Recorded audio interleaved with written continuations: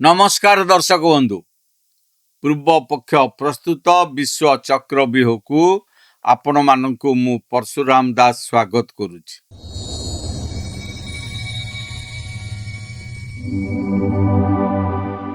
दर्शक बंधु वर्तमान पाकिस्तान अधिकृत काश्मीरी बा पीओके एवं इंग्लैंडर राजपथरु गोटे बड़ खबर सामना को आसुछि। पाकिस्तान अत्याचार सेना बाहिनीर निरीह लोकों उपरे गुली चालना एवं सेठाकार स्थानीय संविधान सुरक्षा पाई हजार हजार संख्यार पीओके बासिंदा राजपथ को ओह्लाई। इंग्लैंड रे थिबा पाकिस्तानी हाई कमिशन कार्यालय सम्मुखें होइथिबा एई विशाल प्रदर्शन पाकिस्तान सरकार एवं तार गुप्तचर संस्था आईएसआई रो निद हजाई देइछि। ए सबु भितरे पाकिस्तानी सेनार निर्यातन रक्षा पाइबा पाई पीओकेर किछि प्रदर्शनकारी ओ नेता भारतर ना नेबा आरंभ करि देइछन्ति। सेमान कहउछन्ति आम पाई भारतर रास्ता खोला अछि, भारत आमको सहाय्य करिवो, किंतु भारतर प्रतिरक्षा रणनीति एवं भू राजनीतिर वास्तवता एई प्रदर्शनकारी को एभली एक आईना देखाइछि जहाँ सेमानंकर होश मध्य उड़ी जाइछि।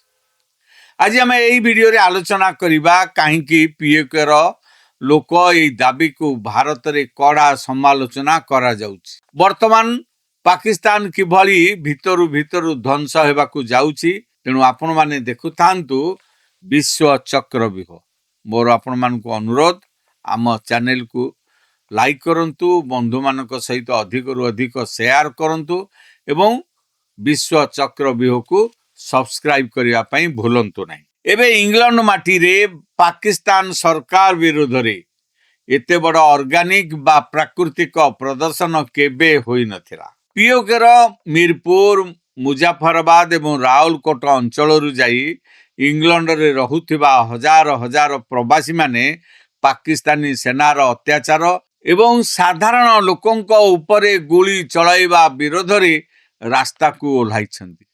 एठारे सबुठारु आश्चर्यजनक कथा हेउछि पाकिस्तान रो मेन स्ट्रीम मीडिया ए विशाल प्रदर्शन को संपूर्ण रूपे लुचाई देइछि। कारण पाकिस्तान रे मीडिया मुक्त नुहे, ताकू रावलपिंडी रो सेना मुख्यालय नियंत्रण करे। पाकिस्तानी सरकार आज पर्यंत केवल पैसा देई भारत विरोध रे प्रदर्शन कराउथिले। इंग्लैंड रे थिबा भारतीय हाई कमिशन उपरे पत्थर माड़ करिबा, अलिया फिंगिबा एवं भारत विरोध रे विष उगालिबा पई पाकिस्तान जेउ लोक मानकु व्यवहार करौथिला, आज सेही पीओकेर लोक माने ही ओलटी पाकिस्तान विरोध रे आंदोलन करुछन्ति। यह पाकिस्तान पई एक बड़ कूटनैतिक एवं आभ्यंतरीण पराजय। एही परिप्रेक्षी रे आज पूरा विश्व आगरे पीओकेर प्रदर्शनकारी को किछि गंभीर प्रश्नर सामना करने को पड़ुछि। आज जेतेबेले पाकिस्तानी सेना सेमानंक उपरे लुहा बुहा गैस एवं लाठी चार्ज करुछि, सेतेबेले सेमाने कहउछन्ति आम पई भारतर विकल्प अछि। किंतु प्रश्न उठुछि 1999 मसीहा परे जेतेबेले काश्मीर लक्ष लक्ष निरीह काश्मीर पंडित एवं हिंदू मानकु राताराती निज घरु घौड़ाई दियागला, सेमानंको हत्या करागला, भारतीय महिला मानक उपरे अत्याचार करागला, सेतेबेले ही रावलकोट, मुजफ्फराबाद किंबा मीरपुर काहींकी गोटिए हेले भी प्रतिवादर स्वर सुना जाउ नथिला। जेतेबेले पाकिस्तान सेही अंचल रे लश्कर ए तोयबा एवं जैश ए मोहम्मद भली आतंकवादी संगठनर कैंप खोली भारत भीतर को आतंकवादी पठाउथिला, जेतेबेले भारत रे 26/11 मुंबई आक्रमण हैला, संसद उपरे आक्रमण हैला, अक्षरधाम मंदिर उपरे आक्रमण हैला, हजार हजार निरीह भारतीयंक रक्त बोहिला, सेतेबेले पीओकेर लोक माने काहींकी इंग्लैंड रे किंबा निज शहर रे प्रदर्शन करि नथिले।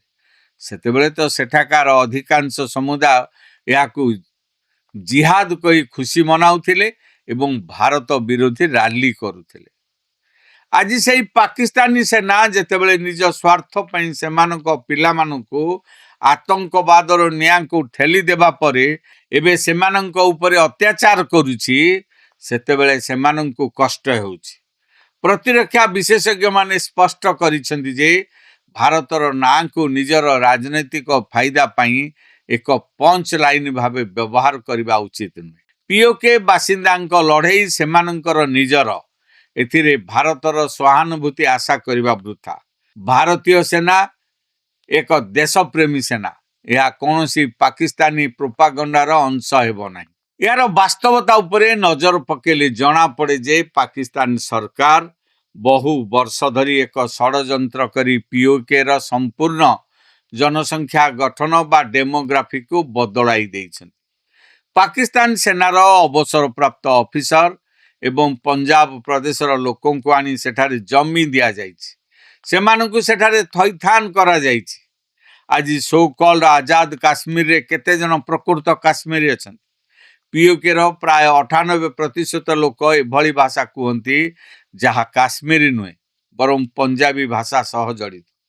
काश्मीरी संस्कृति सेमानकर खाद्यपेय संगीत एवं रीतिनीति संपूर्ण अलग, किंतु पाकिस्तान केवल भारत विरोध रे एक ब्रांड नेम व्यवहार करबा पई सेमाननको काश्मीरी बोली प्रचार करुछि, जहाँ संपूर्ण मिछ कथा। पाकिस्तान रा आउ एक बड़ दुर्बलता हेउछि बलुचिस्तान।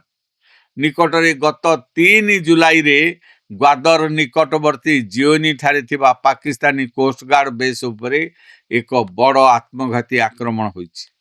बलुचिस्तान लिबरेशन आर्मी रो मस्जिद ब्रिगेड रो आतंकवादी अताउल बालूच निज गाड़ी को नहीं कोस्ट गार्ड बेस रे धक्का देइथिला, जेउथिरे प्राय 30 जन पाकिस्तानी सैन्य निहत होइतिबा सूचना मिलिछि। पाकिस्तानी मीडिया यही खबर को मध्य संपूर्ण चापी देछि। पाकिस्तान निज देश भितरे बलुचिस्तान को हराइबा स्थिति रे अछि। सेपटे पश्तून माने मध्य पाकिस्तान सेना विरोध रे अस्त्र उठाउछन।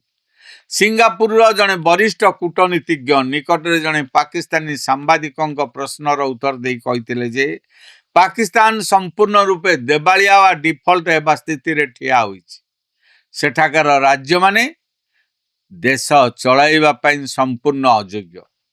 पाकिस्तान निज देश रे लोकों को सस्ता अटा देई पारु नाही, किंतु विश्व दरबार रे एभली देखाउछि जे जेमिति सारा दुनिया रो निष्पत्ति इस्लामाबाद रे हेउछि।